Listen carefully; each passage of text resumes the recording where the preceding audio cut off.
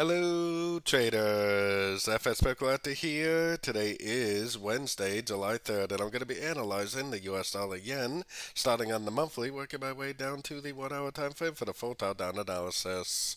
So, in the dollar yen, I still think we're in a nice five-wave uptrend, and it does look like a 1, 2, 3, 4, 5.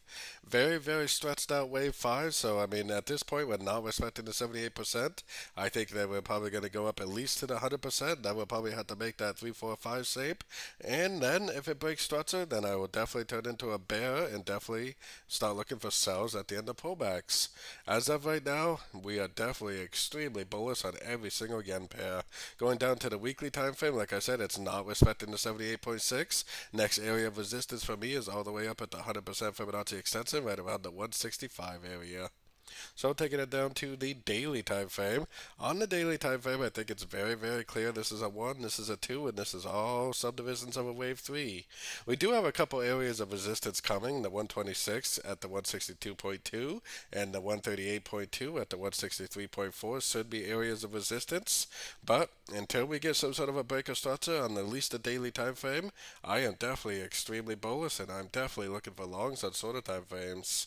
Heading down to the 4 hour time frame, this thing is just such an amazing uptrend. Every single pullback, especially on like the 1 hour time frame range, is pretty much 3 waves down. So I am definitely looking for longs. I have zero desire to go short on any yen pair.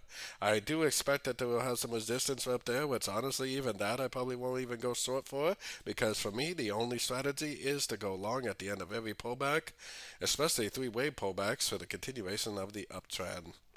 Bringing it down to the 1 hour time frame, since the end of this last correction right here, which was a perfect 1, 2, 3 pattern to the downside, we looks to me like we have a wave 1, a wave 2, and probably a wave 3.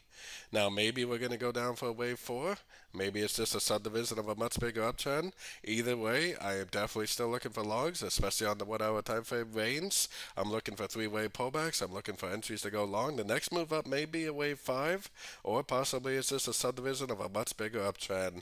And one thing you have to keep in mind with every single yen pair is that the monthly, the weekly, the daily, and the 4 hour time frames are all in an uptrend. So you definitely have no reason at all to go down to the 1 hour time frame and below and look for shorts. You definitely need to look for longs at the end of every pullback you see. The trend is your friend.